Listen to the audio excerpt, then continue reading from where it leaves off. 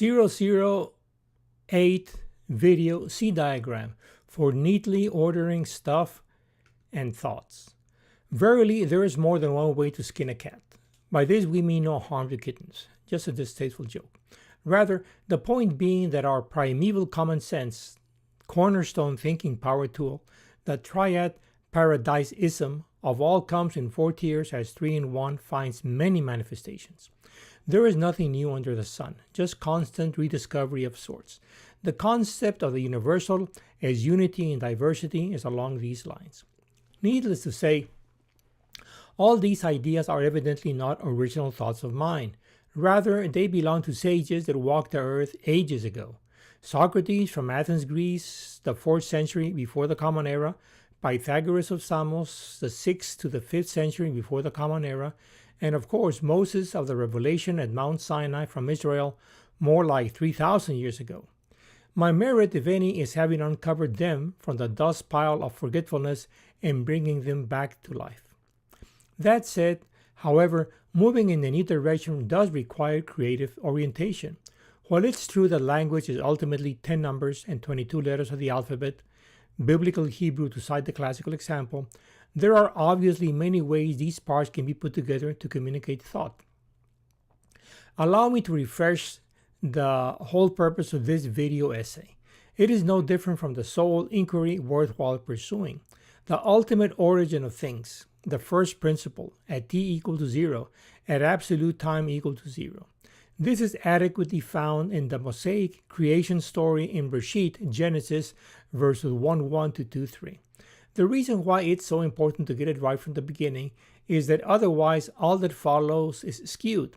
As a twig is bent, so the tree grows, as the saying goes. Visually explained, if the cornerstone of an edifice is out of place, not orthogonal, what is projected would be misaligned, and this fault would point to its eventual downfall. Today's crisis of civilization is pretty much the fulfillment of the lack of adequate cultural foundations of the social edifice. We, as Homo sapiens, are culture. We are beings of sapience, and in the measure that we are wise, understanding, and knowledgeable, will we be endowed with a wherewithal to achieve our charge on the face of the blue and green and brown earth. The claim that we're making is that the cornerstone of the social edifice in this primeval common sense that we call Triad-PaRaDis, or colloquially as Triad-PaRaDiSism, namely the 4 tiers of calling, quest, cause, and movement. The Pardes factor comes from Tree of Life classical Kabbalah, all the while the Triad comes from our personal contribution of the Seed of Life postmodern Kabbalah. Let me remove the book and let's start this video. So then, starting from the top of the slide, we have the Tree of Life Pardes array configuration of classical Kabbalah. This is the classical Kabbalah. This is the, probably you haven't seen this one, this is the Pythagorean tetractys, and then the Seed of Life Triad Pecan model of postmodern Kabbalah. These are ideas of mine. This is the classical one. This is Pythagorean or Greek or Egyptian maybe. This last one we doubly present. First is the principal triad, and then the triad of triad. Each one of these sides unfolds as a triad in turn. Let us in following do a quick summary of what we have so far. That is, the 10 numbers, an array of 3 rows and 3 columns with interconnecting links of the Tree of Life of classical Kabbalah. So we have 3 rows here. This one is out face, so put it up a bit, and you have 1, 2, 3, and 1, 2, 3. And they're interconnecting, so there are 10 corresponding to the 10 numbers, and then if you connect these things in a certain way, you get 22, which correspond to the 22 letters. Okay, so this one is followed by the pyramid fashion of the Pythagorean tetractys, indicative perhaps of Egyptian influence, followed by the principal triad and the triad of ellipse and complex right triangle of postmodern Kabbalah. The ellipse evidently harkens to Socrates, a dialogue, because an ellipse has 2 foci, okay, or dialogue, and the right triangle, the complex, well, that's the Pythagorean theorem, obviously. So they're Greek from Athens, and Greek from the colonial areas, Ionia. Later on, we'll be displaying the C diagram, or cube layout of shoeboxes, college, or closet module of sorts. So from these ones, we're going to jump in the latter part of this video, which is the whole purpose, to explain how things have been changing. This C diagram is more user-friendly, better suited for our modern-day mindset. But in any case, these are all equivalent expressions of the same primeval cornerstone common sense. So whether this, or the C, this is the T, this is the classical, they all they are manifestations of the cornerstone common sense. Additionally, the driving force behind this equivalence effort is for the purpose of aligning the nomenclatures, a sort of standardization. So after a while, there are a bunch of different setups, and the purpose of this essay in particular is to kind of align them, make the correspondences so that we don't get lost when moving from one for the other. Ultimately, as I said, they all dovetail to the Mosaic creation story in Bereshit, Genesis verses 1:1. So let's start by making the connection between these two. Now, regarding the jump between the Tree of Life array and the Tetractys, the Tree of Life and the Tetractys, or perhaps the other way around, my guess is that in the absence of the original configuration, the earliest array will be the Pythagorean version. Somehow the Tetractys array unfolds onto the Tree of Life. This is the Tetractys, and this unfolds, according to me, this three unfolds to this, these three to this, and these three to this one, okay? Somehow the Tetractys unfolded onto the Tree of Life is depicted in the following, but this is just a conjecture. What happens is the following. The Pythagorean Tetractys dates from the year, as I said, the 6th to the 5th century in the Greek colonies in Asia Minor, today northern coast of Turkey, whereas the Tree of Life displays surfaced in Spain, in medieval Spain, and thereabouts, in Portugal, southern France, around the 13th century. However, the claim of these guys, or the Kabbalists they're called, is their tradition goes back uninterruptedly to the very creation story of Moses, dating to the 3rd millennia.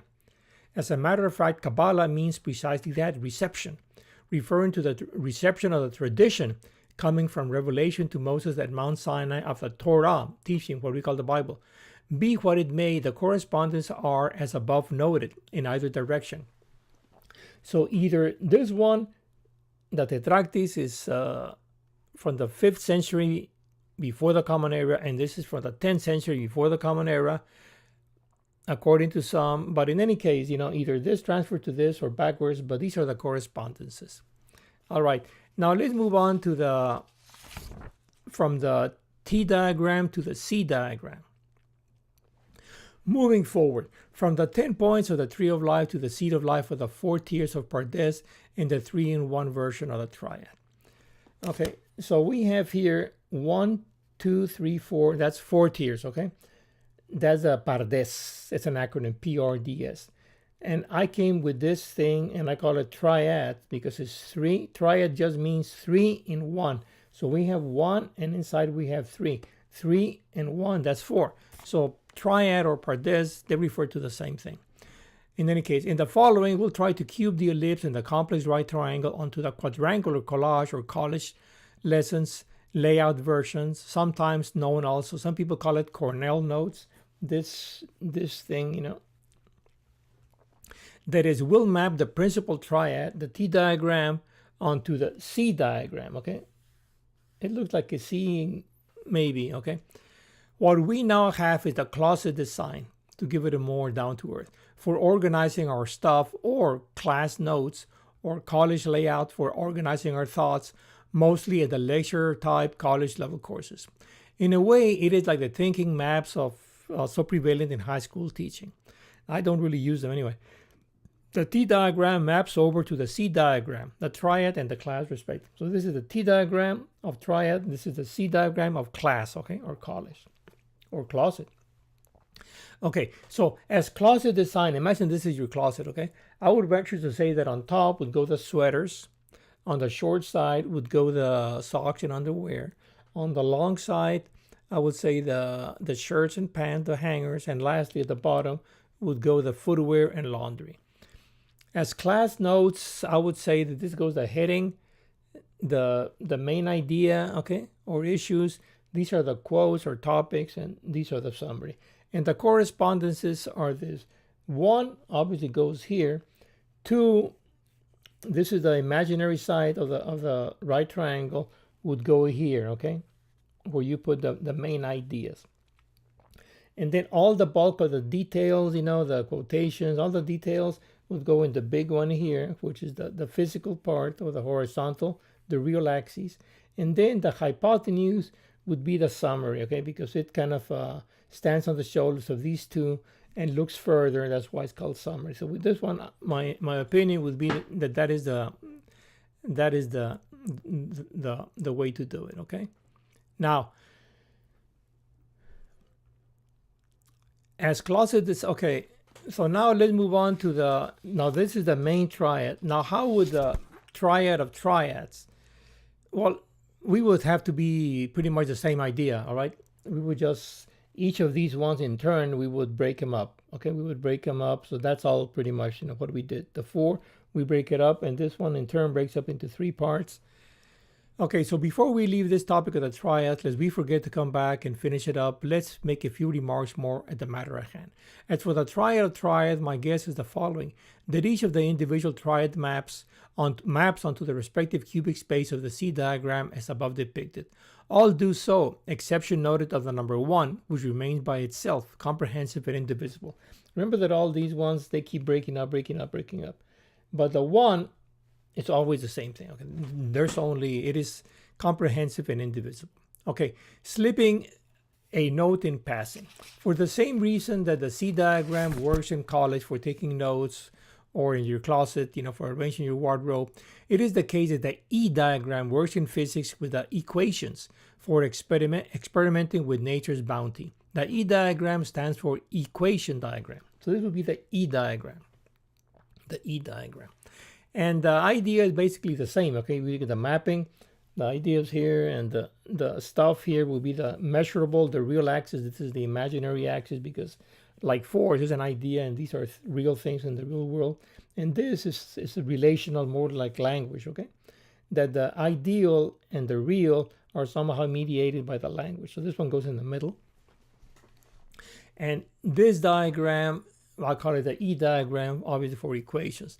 Now, lastly, in abundance of caution, we'll extend the same cubic idea to the vastness of human nature. Herein we'll include the H diagram, standing for human diagram. The H, okay, human. It's the same thing as the previous one, okay? Though it is self-explanatory, the heart plays the top slot insofar as we tend to point at it when identifying our very own selves. Like when I ask you, who am I? Talking about me, you always point at your heart. You don't say, hey, talking about me, you point at your heart. So the heart somehow would correspond to the 1. The reason why we're putting the H here is because not everybody is that fond of physics. Not everybody knows much about physics, but everybody knows that they have a heart, and they have a right brain, a left brain, and a midbrain, and this is the way. So this one kind of connects with the E diagram, but it is a diagram on its own. Well, you get the idea, No need to further press the point. I'm sure you can come up with some more layouts on your own. After this brief hiatus, let's continue our pursuit. The main advantage of the cube over the elliptical triangular exhibition is that it is much easier to fit in text. Imagine trying to print at an angle and then have to cut it here, and the same thing here, and the same thing here. It's very challenging. Whereas here, computers, anything is just left to right and up down, left to right and up down. So you can really put a bunch of text here, whereas here you would spend most of your time, trying to fit in things. So that's one great advantage of going from the T to the C diagram.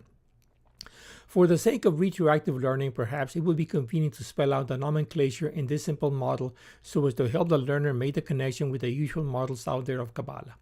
This we will now proceed to do by filling in the spaces. So now we're going to be doing transferring from one to the other to make the equivalent so that we don't get lost in all the different nomenclatures out there and layouts, okay? Which there are quite a few. But recall that the bare bones is Triad-PaRaDiSism. The bare bones is that everything is 4 tiers, okay? Or 3 in 1, okay? 3 in 1, or if you want to count 1, 2, 3, 4. Everything comes in 4 tiers, as we said before. This comes to represent the unity of diversity in the universe. Unity is the 1 and diversity is the 3. Okay, so 1 and 3 is 4, or 3 and 1. There is coming and there is going. There is coming from first principles to diversity. Likewise, there is going from diversity to first principles. This same query was pronounced by Plato and Aristotle. Bewildered they were. They inquired, well, are we coming from or going to first principles? Because they were trying to ascertain many deep stuff. And at the end of the day, they got confused and said, well, are we coming or are we going, And the same question is posed here. In any case, in the following slide, we'll start by recalling the original Kabbalah tree of life array configuration. We'll be employing the Ari or Ari classical nomenclature. Ari means lion. For the time being, instead of the triad postmodern name, though we'll mention the postmodern as well later on in this reference. So this is the tree of life, remember? The 3 things here. And this is the main triad, okay? The one in the top, the one with the bold here. So we have 1 and then we have the 3. But, okay. Now, note that this is it's just a hollow core. So this doesn't represent the real one. This one actually comes to represent the whole of these ones, okay? So if you want to curl these ones up, you would come in here, and this will be the main triad. And if you get rid of that one, if you unfold this one, by getting rid of it, it unfolds as a triad of triads. Okay, so once we've done laying out the traditional Ari, tree of life array configuration, we'll relate it to the triad seed of life pecan model.